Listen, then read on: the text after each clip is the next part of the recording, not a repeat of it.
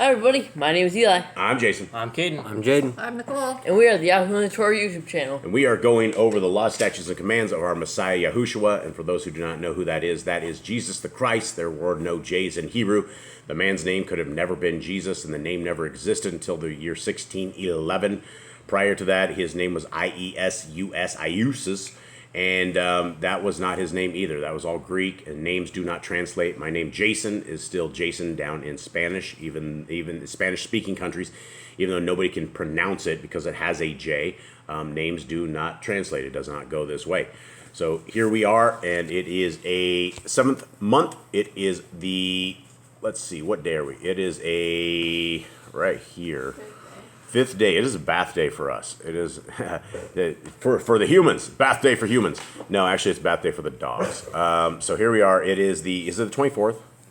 No, it's the 24th. It's a Thursday on the Gregorian calendar. It's the 24th on our Creator's calendar. It is the 20th day on the Babylonian calendar. And we have one more day before Preparation Day, and then we have a Shabbat.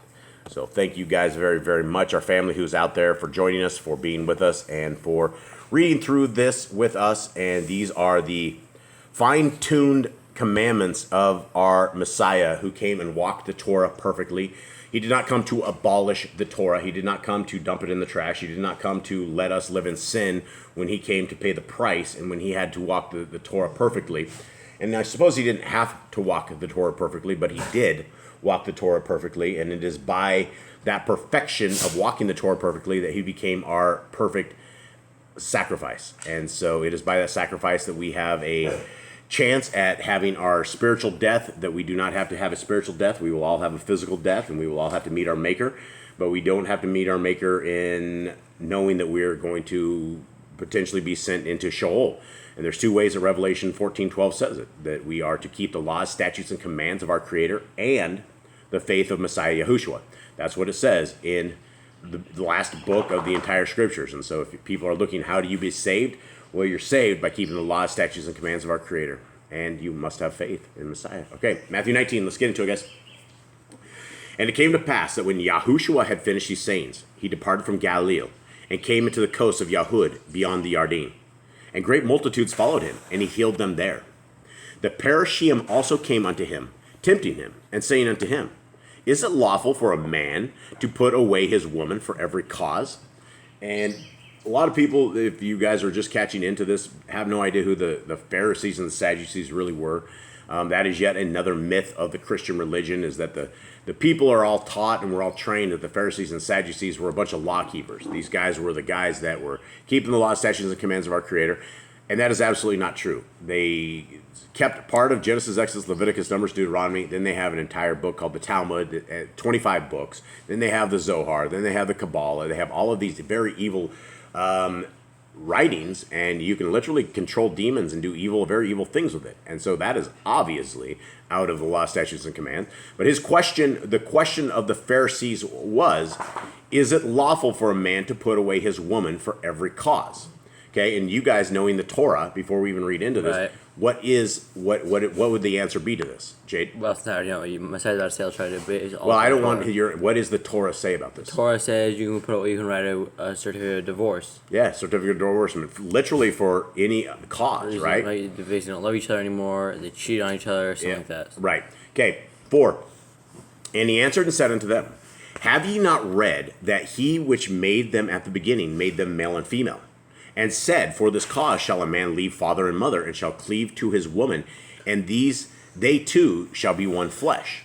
Okay, so what does that mean exactly? Basically, it means they become one. They basically become one together. They become a family. Yeah, I mean, you guys have examples of your mother and I, and this is, we fight as one team, right?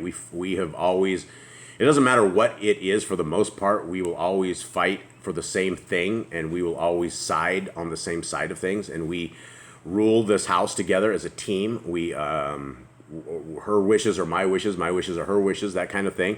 And I wouldn't know what life back with my parents would be like. I wouldn't know that, because I have a wonderful helpmate who has been with me for so long that I would be crippled. I'd probably be some sort of addict in an alley with, probably dead by this point if I didn't have her. So that is the better part of man. Usually is woman, and so when what is he saying exactly? When you're made one flesh, what does that mean? Mm. How does that look? I mean, these guys want a divorce, and if we are supposed to cleave to our woman, and the woman is supposed to cleave to the man, then the reason for divorce is kind of moot as long as you guys can see eye to eye. So let's see what Messiah Yahushua says. We all know what he says here. 6. Wherefore they are no more two, but one flesh. What therefore Elohim has joined together, let not man put asunder.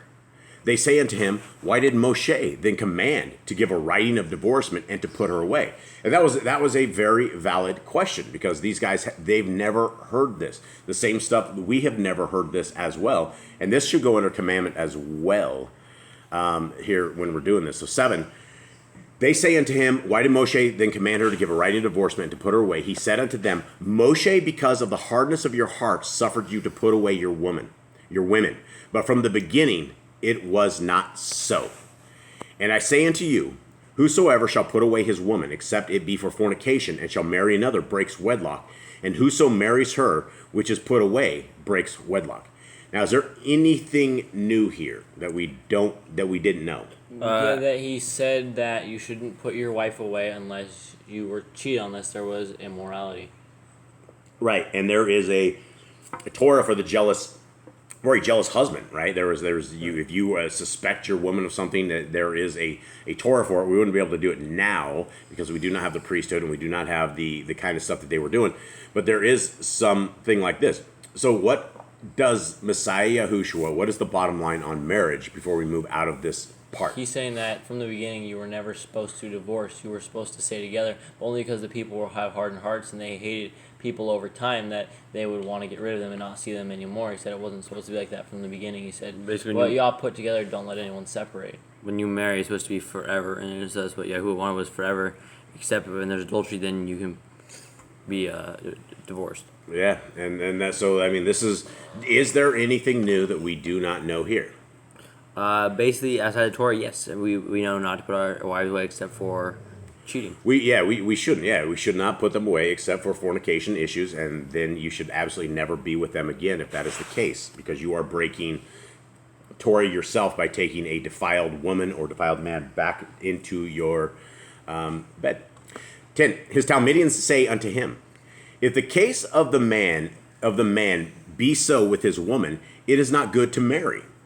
Okay, so what did they just say by that? They're like, so if the reason for all this, if we have such problems, if we shouldn't put our wives away other than getting this, we have to deal with these problems, then we shouldn't marry. No one should get married. Yeah, so this was obviously new stuff to them that they had, because they're like, wow, if we can't get divorced, why should we even marry?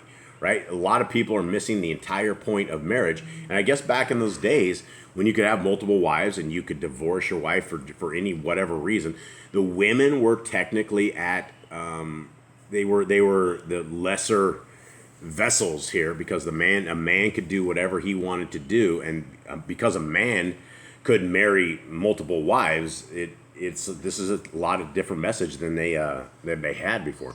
Okay, 11. But he said unto them, all men cannot receive this saying, save they to whom it is given. For there are some eunuchs which were so born from their mother's womb, and there are some eunuchs which were made eunuchs of men, and there be eunuchs which have made themselves eunuchs for the kingdom of heaven's sake. He that is able to receive it, let him receive it. Okay, so we know, without getting vulgar, we know what a eunuch is. We know that they're missing the part of the reproductive system of male that would have them reproduce. I think it's essentially like getting your dog cut, like male dogs. I mean, you essentially they're still functional, all this kind of stuff. But let's talk about this, gentlemen. It says that people have become eunuchs for the kingdom of heaven's sake. What does that say about defiling ourselves? What does that say about the act of defilement in general? Basically, it's talking about how people want to be pure for the kingdom. Yeah, one act of pornography, and you've basically committed adultery in your heart. It doesn't matter if you do any kind of act with it. It matters what goes in your eyes that goes into your soul. And we on this table have talked about this ad nauseum, have we not? Yeah. We all know this, right? And so right here, it's saying that a guy without his privy parts, he did it for the sake of the kingdom. Why would he do that for the sake of the kingdom? To remain pure for Yahuwah, so you focus on remain pure. And if we talk about the 144,000, what are the qualifications of the 144,000, gentlemen? Someone who's never been with a woman. Been defiled with a woman, but we know by Messiah Yahushua that he says if you look at a woman with lust in your eyes, you have committed adultery with her in your heart. So this is things that we always need to do to protect our souls and to protect the souls of our kids. It is very, very, very important that we protect it. It's a one-time shot, folks. That's all we have. We have a one-time shot, and you can corrupt yourself, and you can corrupt your soul, and you could be kicked out of the 144 very, very easy. There's only 144,000 people supposedly on this thing. I'm not going to say supposedly because that's what Scripture says, so I believe it. So that's not a lot. So if you're looking at the people that make the 144,000, there's probably going to be some eunuchs in there. There's probably going to be some people that are so dedicated to the kingdom. Everybody who's dedicated to the kingdom is going to make that 144. If we have our head in the clouds, if we're off somewhere else, if we're not seeking Yah in everything that we do, there's probably a good chance you're not going to make the 144. And again, I don't think the 144, I think it would be for the youth. I do not think it would be for adults. If adults stay pure their entire lives, maybe. Oh, yeah, absolutely. Absolutely. If the adults stay pure all their lives, that is one thing. That is a very tough thing to do, and you would have to be committed to Yah completely to make that happen. All right, 13. Then there were brought unto him little children, that he should put his hands on them and pray. And the Talmudian rebuked them. But Yahushua said, suffer little children, and forbid them not to come unto me, for of such is the kingdom of heaven. Now, we've heard this before from Messiah Yahushua, right? That the kingdom of heaven is about children, right? It's about... It's like last chapter. Yeah, it is the last chapter. Makes you wonder why they're pushing them away, why the Talmudim just couldn't figure out that he's pushing them away. Right, and the thing is, the bottom line is most adults don't like little kids. Like, if you're sitting there talking to a bunch of adults and a bunch of kids come up, it sounds like a bunch of noise. Unless you are a parent, unless you understand this. But if you're trying to carry on a conversation, or if you're trying to do something... I don't know, anything at all. I'm not saying kids are bad. I'm just saying that adults in general, when you have a pile of kids that come up, your first inclination is like, shh, shut up, get out of here, move on. And they're talking too much, right? They're really noisy. Of course, parents, we've all been accustomed to this for, 20 years. And so it is what it is. Okay. 15. And he laid his hands on them and departed thence. And behold, one came and said unto him, Good Rabbi, what good thing shall I do that I may have eternal life? And he said unto him, Why do you call me good? There is none good but one, that is Elohim. But if you will enter into life, guard the commandments. That should go under commands, I think. I should be under command of Yahushua. Yeah, I think so. And do we have anything else prior to this is a question? One is this is a Trinity buster, right? Somebody calls him good Rabbi, and he goes, Why do you call me good? There is none good but one. So right here, Messiah Yahushua would be a filthy liar if he and his father were one. That'd be weird. That would be very weird. They would be deceivers. All of this talk about don't deceive, don't lie, keep things right. They are one in a different sense that they are not the same people. They are one because they have the same goals, they have the same rules set. Yah gave him the will that he wanted him to fulfill. They are one person. Yeah. But they are not the same person. Yeah, they are not the same person. They are one in the mission. Okay, so he says right here, there's one. This is Christians have this in their Bible, and they don't care about this. It says literally right here, if you will enter into life, guard the commandments. Guard the commandments, right? And that needs to go under our. I guess that is his. Yeah, he did say this, but we've already heard this. We've heard guard the commandments 53 times in the Torah. I just feel like it's important hearing it from Messiah Yahushua that it should go on a command list. If you want to enter life, guard the commands. Yeah, if you want to enter into life, guard the commandments. And so that would be, you got that one, Nicole? Yep. Okay. He said unto him, which? Yahushua said, you shall do no murder. You shall not break wedlock. You shall not steal. You shall not bear false witness. Honor your father and your mother. and you shall love your neighbor as yourself.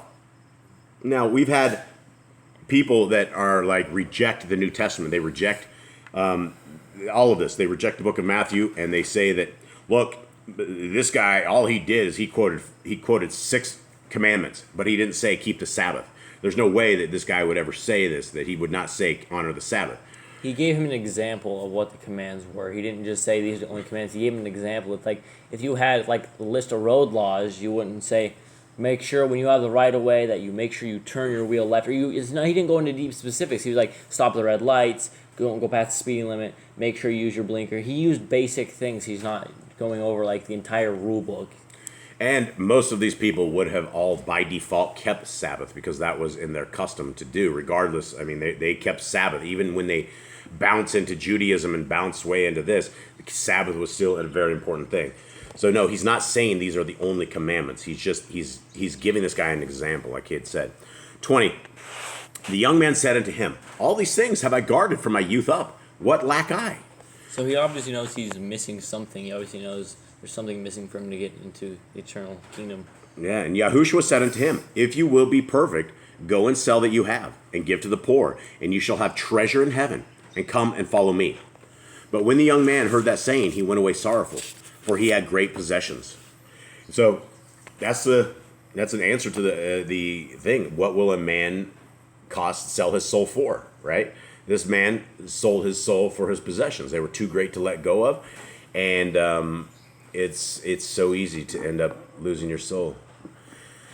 Then said Yahushua unto his Talmidim, Amen, I say unto you, that a rich man shall hardly enter into the kingdom of heaven. And again I say unto you, it is easier for a rope to go through the eye of a needle than for a rich man to enter into the kingdom of heaven. Now, what does your guys' have? And again, I say to you, it is easier for a camel to go through the eye of a needle than for a rich man to enter into the reign of Elohim. I think a rope is probably the better translation. There is, but there's also a thing called the eye of a needle in like Jerusalem. That's like a very small passageway that people would walk through. If a camel pack camel had stuff on it, it was easier for that to get through than a rich man. I see. That's very good. Where did we hear this at? Mom told us this? Somebody told us that one of the comments. Oh, somebody in a comment told us that. Yeah, I forgot all about that. But yeah, that is right. So they have the little gap there. It's called the eye of the needle, right? And then they can't go under it with a camel. With a camel. It's a man style thing. You walk your camel through it or else you get crushed. So that could very well be it. So I don't know. But it does sound interesting with a rope to go through the eye of a needle as well. It makes sense. Both of them make sense in a way if you know what they mean. Yep. All right, let's continue on. And when this Talmidian heard it, they were exceedingly amazed, saying, who can then be saved? But Yahushua beheld them and said unto them, with men, this is impossible. But with Elohim, all things are possible. Okay, so yeah, what is he saying by that? He's saying that by Elohim, we can enter into the kingdom. Yeah, and we're not going to enter into this kingdom unless we are humble, unless we have a personal relationship with our Creator, Yahuwah. We need His mercy for absolutely everything. We need His love. We need His compassion. We need His understanding that we came out of great evil and that we are doing everything possible in our being not to embark back into great evil. 27. Then answered Kepha and said unto him, behold, we have forsaken all and followed you. What shall we have therefore? And Yahushua said unto them, Amen, I say unto you, that ye which have followed me in the restoration of the son of Adam shall sit in the throne of his glory. Ye also shall sit upon 12 thrones, judging the 12 tribes of Yashrael. Okay, so we know that Yahuda is not judging anybody. He's hanging out with Hasatan, in Sheol, wherever that is. So who is the other 12? It says who's the 12? It could be one of the other disciples that they raffled for after he died. Yeah, who knows? Or it could be someone else. Okay, well. Glenn sent you an email and said that his name's Mathis. Matthias? That's the guy they get in the end, beginning of Acts. Yeah, don't know. 29. And everyone that has forsaken houses, or brethren, or sisters, or father, or mother, or woman, or children, or lands, for my name's sake shall receive 100-fold, and shall inherit everlasting life. Okay, what does this mean? It says anyone that's forsaken your house, your brother, your sister, your father, your mother. How do you guys forsake those people? How is this for the name of Messiah? Or this name of Yah. How does this work? You would put Yahushua before anything. That would be your goals to his ministry. That would be your life to his ministry. Yeah, there's one way you can easily lose your family. Your outside family is try to teach them the Torah. And they will resent you. They will laugh at you. They will scoff at you. They're like, ha, ha, ha. Oh, you're so good. You want to keep the Torah. Right? They're like, ah, ha, ha. It's Especially just, if they're already Christians. yeah, especially if they're Christians. Especially if they're Christians or have had any kind of programming whatsoever.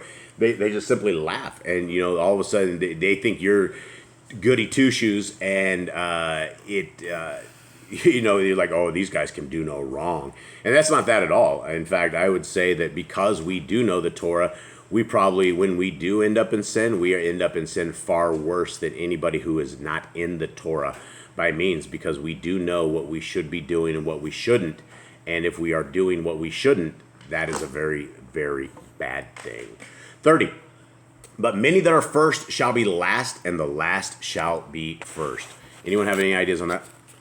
Not exactly how that relates to this, but he says that a lot. How like the people who are least become greater. And I think it's something about this earth. Basically, you I think go. it's like the meekness of the people. Like the people who are high up, people who are highly esteemed, won't be esteemed in heaven because God doesn't have respect for person. But those who are meek, those who are humble, will inherit first. Kindness, gentleness, patience, self-control.